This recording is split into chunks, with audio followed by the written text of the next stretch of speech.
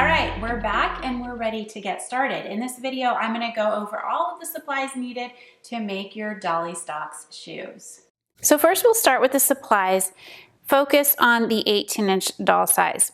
Many of these supplies are the same for the smaller size. Specifically, the difference will come down to the precut shoe soles and the size of the buckles. So if you order the Pixie Pack for the 18-inch dolls, it includes enough supplies to make 3 different pairs of shoes.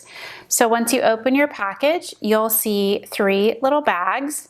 Each one has all the supplies to make the complete set. So we have one that makes the pink pair with 2 buckles. And then we have one that makes a pair that has this blue, a mermaid looking strap. It's one thicker, wider strap with 1 blue buckle for each shoe.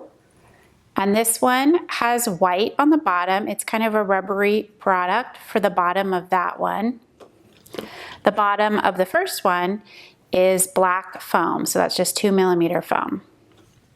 And then the third kit makes the shoe similar to this blue one. The strap is just done with an iridescent glittery vinyl that has a purple sheen to it. And with that one, you get a tiny little purple buckle. So as I mentioned, each package is packed together to make one pair, with the exception of that foam brush. And the Mod Podge that you'll receive is this product is just in a smaller bottle. You'll receive a 2-ounce size. This right here that you've seen in the tutorial videos is a larger bottle, but you'll have plenty to make the shoes that you want to work on. So within each package, you'll have pre-cut cork. This is 6mm thick. So you can see here, this is pretty thick. This is not treated yet, so if you rub on this, you'll see little flakes start to come off the edges. So the key to this is at the very beginning, you're going to want to seal all your cork soles, and then it becomes a complete shoe sole that doesn't have to be covered in any way. So this is the main part of the shoe, and that bottom piece just secures on the bottom, holding that strap in and covering the bottom. But again, nothing around the sides. So this is just a very traditional looking sandal, but it's super easy to make. With each pair, as I mentioned, there's the foam or that rubber product. We actually are cutting like a shelf liner that has some texture on it. It makes a great base of a shoe. So we have white for the 2 lighter colors and black for that sparkly pink color. Here's a closer look at the vinyl product. Once it's unrolled, it's exactly enough to cut your straps. So as you can see here, that is the width of the piece, and your pattern pieces will all fit on here to make one pair of shoes. It's glittery, but not loose. It's a tight glitter here, sparkle on the outside, and canvas backed on the back side. You can buy this at a craft store or online in 8x12 sheets or rolls, but we have it all put together here in a Pixie Pack with just the right amount to make one pair of shoes with all the other supplies. This one right here does include that tinier buckle.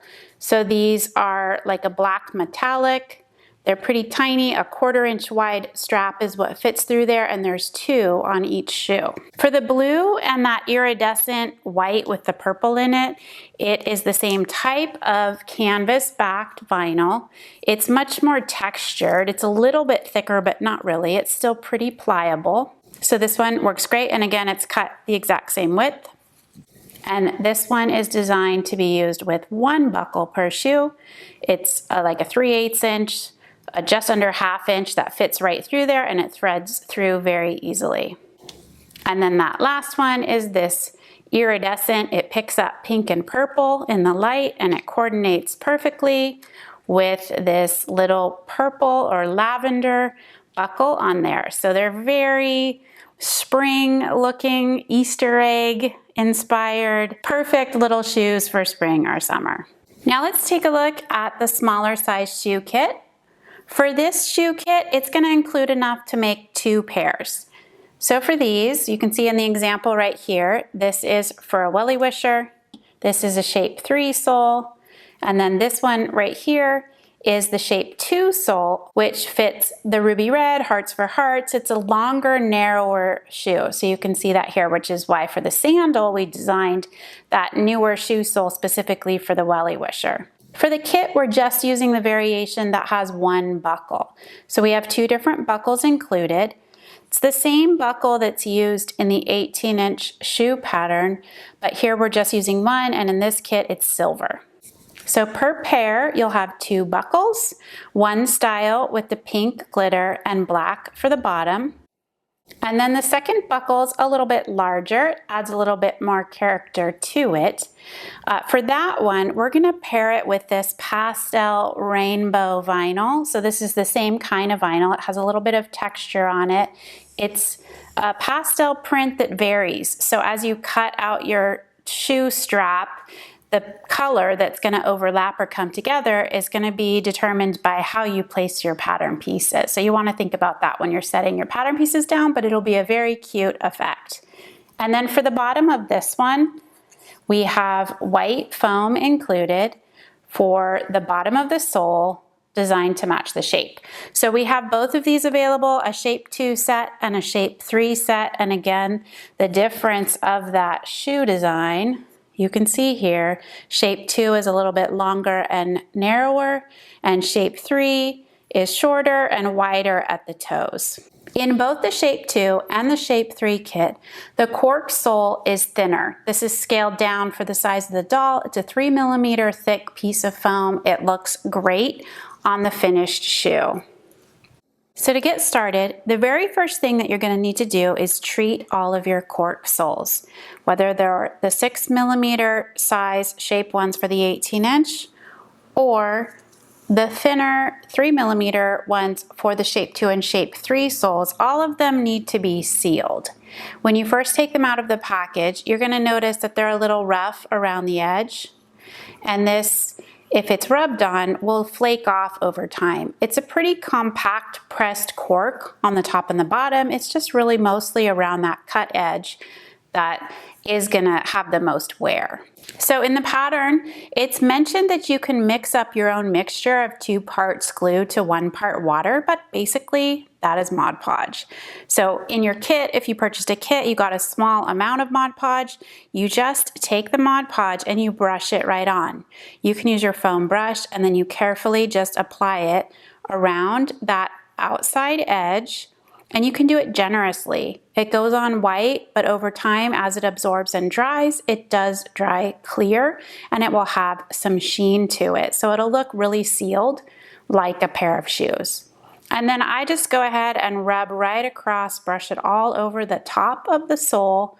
Make sure when you do it, you flipped your soles so that you have mirroring sides and the tops are finished with the toes pointing in opposite directions. The bottom of the sole does not need to be finished because you're going to glue that second layer to cover the bottom. So you'll just apply it to all the soles that you have. I find it's best to do that. Let them dry, and then they're ready to use for your project anytime you want to start making shoes. On the thinner, the 3mm, you can use the foam brush. You can also use a smaller paintbrush and carefully apply that around the edge and then brush it on the top of the sole as well. These littler soles have a little bit of a curve to them, but there's no issue with that. So you can just go ahead and paint on that Mod Podge, seal it. Again, make sure you have mirrored shaping and that you're finishing the tops of the right side so that you have a right and a left shoe. And once they dry, they're still bendable, so it's okay that there's a slight curve. When you glue that to that base layer, it does flatten out and becomes a firm shoe. So you can see here, I'm finishing up my last sole, just placing them on a paper plate to dry. It takes about an hour maybe before I could start handling them. If I want to be really sure that they're all the way dry, you could do this and let them dry overnight. Then we'll just close up our Mod Podge jar real tight to make sure that that is usable for our next project. And the brushes are easy to wash. It's water soluble, so you can just wash those out with water and a little bit of soap and you'll get those brushes clean, and you can save those again to use for next time as well. All right, so that's it. And again, if you don't want to purchase the pixie pack, that's totally fine. You can find all of these supplies at your local craft store. So I encourage you to gather up everything that you need and then come on back for the next video in the series, which will kick off the Dollistocks Shoe Craft Along.